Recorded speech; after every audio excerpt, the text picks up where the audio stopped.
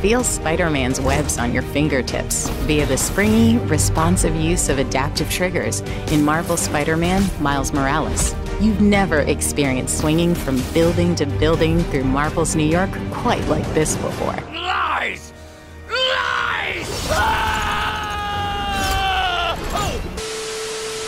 It looks like Otto is having some problems with the PlayStation 5, and frankly, so do I. Anyways, welcome back, true believers and all you spectacular Spidey fans, to a very interesting video pertaining to the inevitable but pretty much official sequel of Marvel's Spider-Man, which has yet to be officially announced from Insomniac, Marvel, or PlayStation, but of course is a game that we all know is happening sooner or later, and hopefully it is going to release either next year in 2022 or the year after of 2023 as a complete PlayStation 5 exclusive game, because I do personally think that we are going towards the future of the gaming industry, where a lot of gaming titles down the line are going to be only on the PlayStation 5 and Xbox Series X next-gen consoles in comparison to the current-gen consoles of the PS4, PS4 Pro, and Xbox One and Xbox One X, because of how much massive of an improvement we can see from these games running on complete next-gen hardware, which is not to diss anything relating to Spider-Man on the PlayStation 4 or Miles Morales on the PS4, because I was personally able to play both of those games for several months and years, and I still love each and every one of them, specifically with Spider-Man PS4 being my game of the year. However, it is a night and day comparison when you play the games on PS4 versus the PS5. So, as the title and thumbnail obviously describe, since I've been able to actually physically get my hands on the PlayStation 5 console itself and all the features that are included within Marvel's Spider-Man Remastered and Miles Morales, these are going to be top 5 features I think that the sequel can have that will fully utilize what the PS5 console has to offer. Not necessarily what features I want to see for the game itself, but mainly what the PS5 console as an entire hardware and software system can offer to improve and further detail the game down the line to really make it feel like a pure next-gen experience, similar to what we also have seen with Ratchet & Clank Rift Apart, also from Insomniac Games, which is, again,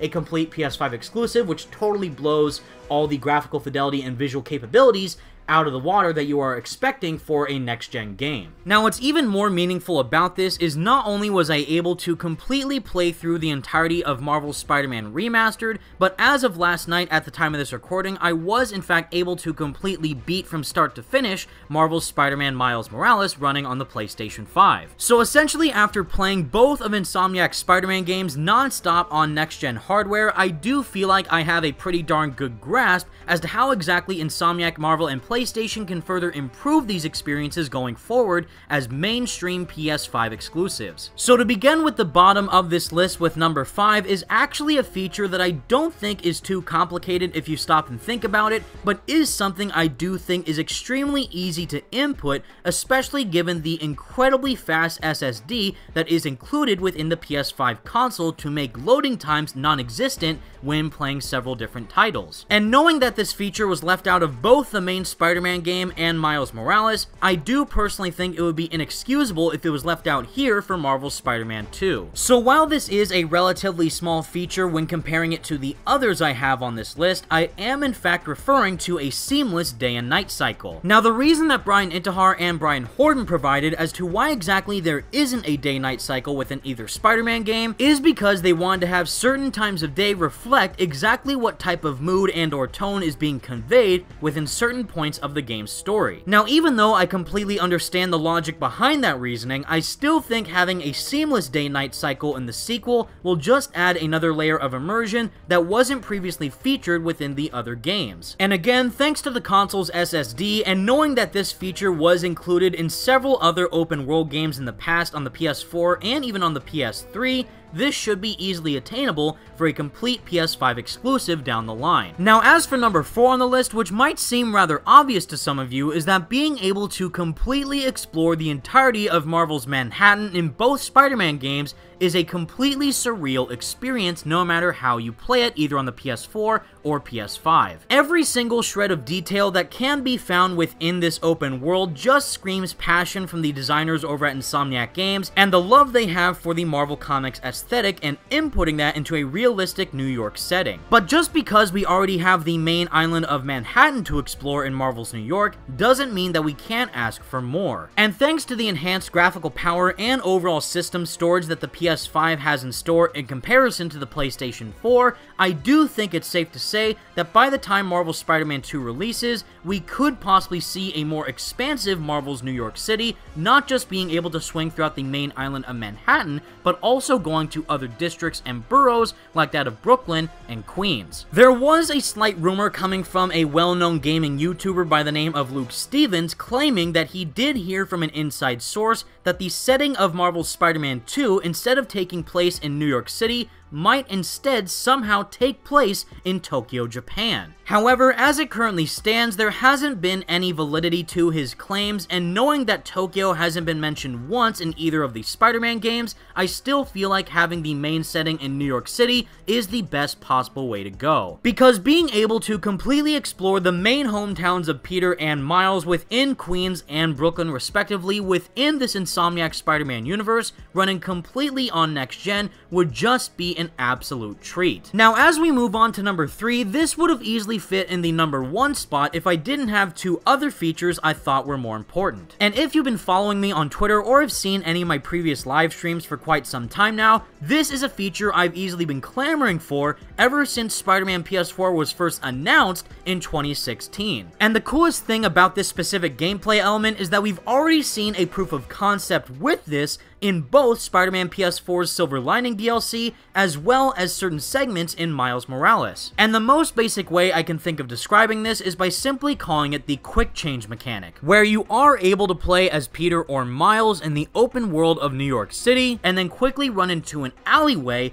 press a button, and immediately switch into your costume as Spider-Man. As I said previously, we have already seen some signs of this in Marvel's Spider-Man and Miles Morales, where I do love that one part of the Silver Lining DLC where you are trying to tail some thugs as Spider-Man, but then decide to go actually more in person with it by following them as Peter Parker. And as for Miles Morales, you do get some very slight transitioning sequences of him exiting his apartment building, going up to a rooftop, and then immediately being in his Spider-Man suit. But the difference here is that even though we've been able to free roam in Marvel's New York as Spider-Man, we haven't been able to actually do that in our own free will outside of the suit, either as Peter or Miles themselves. And instead, we've only been able to actually play as Peter and Miles outside of their suits, as well as Mary Jane Watson in certain segments of the game's story, which for the most part are relatively linear missions. So because we already have seen some slight indications of this in the previous games, I do think now with the enhancement of the PlayStation 5's quick SSD loading times, this will be an easily accessible transition that I do think Insomniac are easily capable enough to input within the future game. Now, as we draw near to the very end of my list, we now have the penultimate decision with choice number 2, and to reference the very beginning of the video pertaining to the DualSense controller and its inclusion in Miles Morales,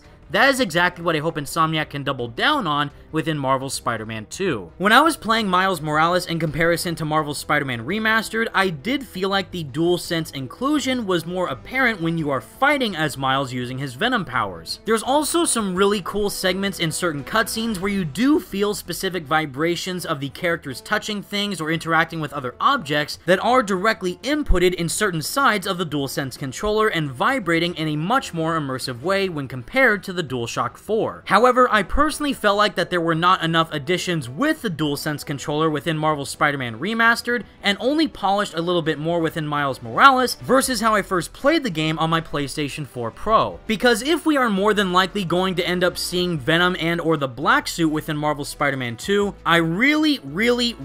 need those DualSense features to fully shine through when you are playing as black-suited Spider-Man. When I was web swinging in both Spider-Man games using the DualSense, DualSense, I really didn't feel too much of a difference when using the DS4. But by the time Spider-Man is going to be even stronger and faster and potentially more aggressive as Black Suit Spider-Man, I really need the DualSense controller to convey to me as the player as to how dang powerful you are going to be while wearing that symbiotic suit. I also feel like the enhanced rumbling features could be doubled down with the DualSense if you are completely dive bombing as Spider-Man at incredibly fast speeds and just completely laying into every single one of the enemies that you will be fighting. Because as of right now, I do see what the potential of the DualSense can do for massive PlayStation 5 games, but hopefully if it ends up being an exclusive, that will then provide more leeway to have a lot more liberations with including everything they want to do with the DualSense in all of its glory. Now before we get to my number one pick, I do have an honorable mention, which I really do hope is going to be the norm with the PlayStation 5 down the line once they are more available either in the year of 2022 or 2023, is that without a doubt, just like how dang good the Spider-Man themed PlayStation 4 Pro looks,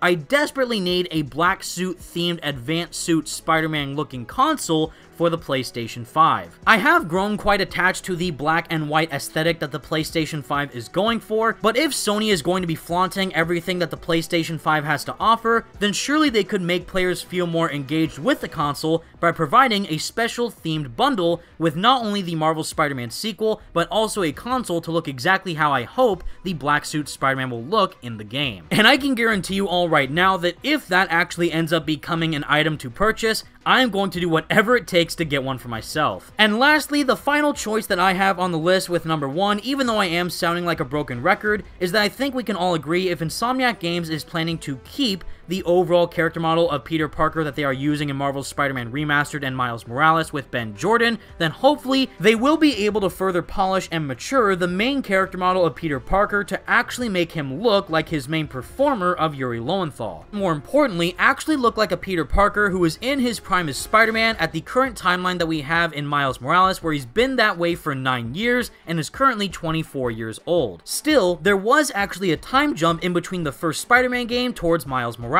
So by the time the sequel comes out, we might have a couple years that have passed from both of those games, and that way Insomniac will be able to justify that Peter will then look a bit older compared to how he appeared within Marvel's Spider-Man Remastered and Miles Morales, in order to showcase an appearance that actually fits the much more mature Spider-Man aesthetic. Whereas within Miles Morales, the scene of Peter talking to Miles on top of the rooftop does look a bit better compared to some of the scenes that we saw of Peter in the remaster, but still can be much more visually improved if they do want to keep Ben Jordan around. So fingers crossed that Insomniac, Marvel, and PlayStation will be able to completely include all these future additions for Marvel's Spider-Man 2, hopefully running as a complete PlayStation 5 exclusive to possibly bring one of, if not the best Spider-Man experiences ever created to date. And with all that said, everyone, that's the video I have for you today, and please let me know all your thoughts in the comment section down below. What'd you think of my own personal top 5 list of main features I want to see for Marvel's Spider-Man 2 running exclusively